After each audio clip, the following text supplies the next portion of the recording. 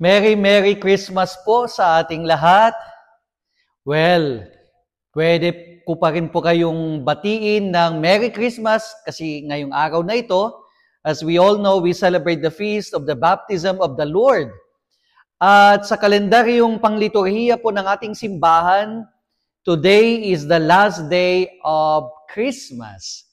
Ngayon po, nagtatapos yung panahon ng Pasko. Kaya pwede pa rin pong bumati ng Merry Christmas. At napakaganda na isang katanungan is that why would Jesus allow himself to be baptized? Bakit hinayaan o pumayag si Jesus na magpabinyag kay Juan? Alam po natin ang history. The baptism of John is the baptism of repentance. Ibig sabihin, para po sa mga makasalanan ang binyag na iyan. At alam din po natin na si Jesus is sinless. Wala pong kasalanan. Kaya nga po, naririnig po ninyo, He was one with us except sin. Pero ang tanong, kung ang binyag ni Juan ay para sa mga makasalanan, si Jesus na walang kasalanan, bakit siya magpapabinyag?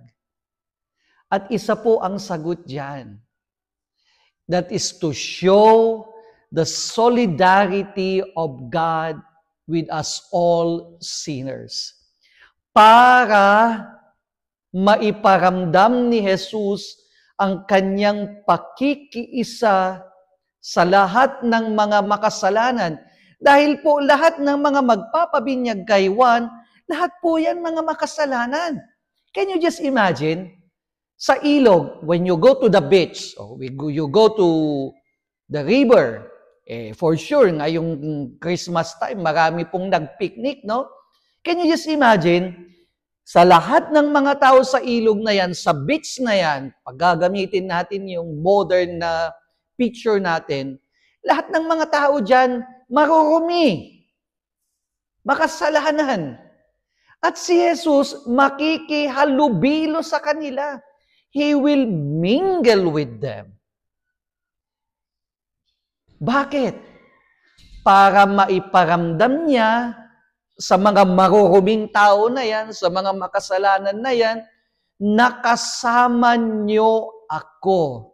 That I am one with you.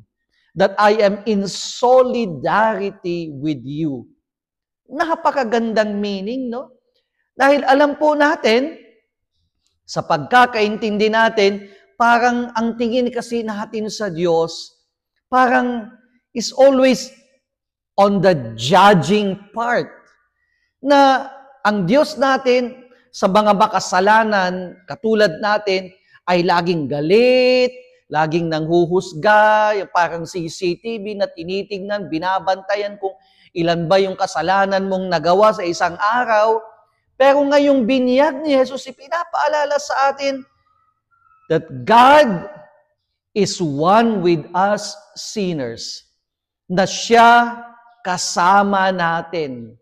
He is one with us. Hindi ibig sabihin na siya ay makasalanan din, kundi ipinaparamdam niya na sa ating pagkamakasalanan, meron tayong Diyos na kasama. Napakagandang mensahe, no? Kaya sana ito rin yung challenge sa ating lahat. Alam nyo, ang mundo natin ay napaka-hypercritical at napaka-judgmental, lalong-lalo na sa mga makasalanan at nagkakasala. In fact, if you look at the world, sa mga itinuturing na makasalanan o nagkasala, ano ang automatic na mentality ng tao o ginagawa ng tao o mundo natin?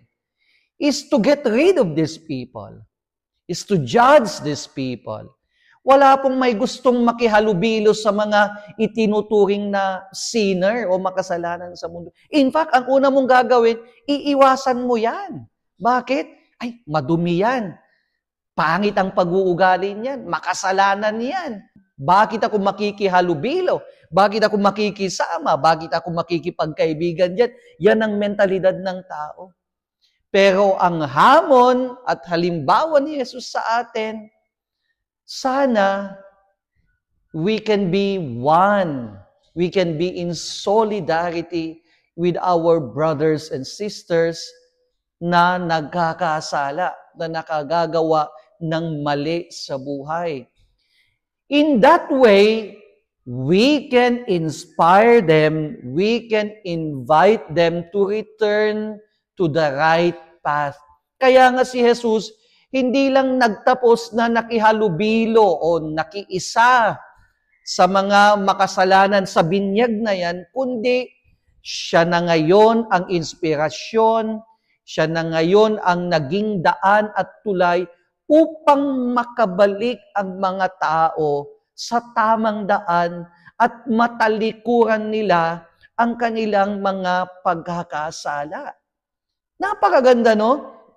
It's not enough that Jesus was in solidarity with people, the sinners, but He became the inspiration for these people to return to God and to return to the right path. Sa atin kasi, paano nga natin mai-inspire? Paano nga natin mahihikayat yung mga tao na magbago at talikdan ang kanilang mga kasalanan kung from the very first instance, hinuhusgahan mo na, nilalayuan mo na, ayaw mo nang makipagkaibigan, hindi po ba? When we are in solidarity with our brothers and sisters, tinatawag natin mga makasalanan sa mundo, if we are one with them, then we can inspire them, hikayatin sila, samahan sila, pabalik at magbalik loob sa Diyos, at magbalik at bumalik sa tamang daan sa buhay.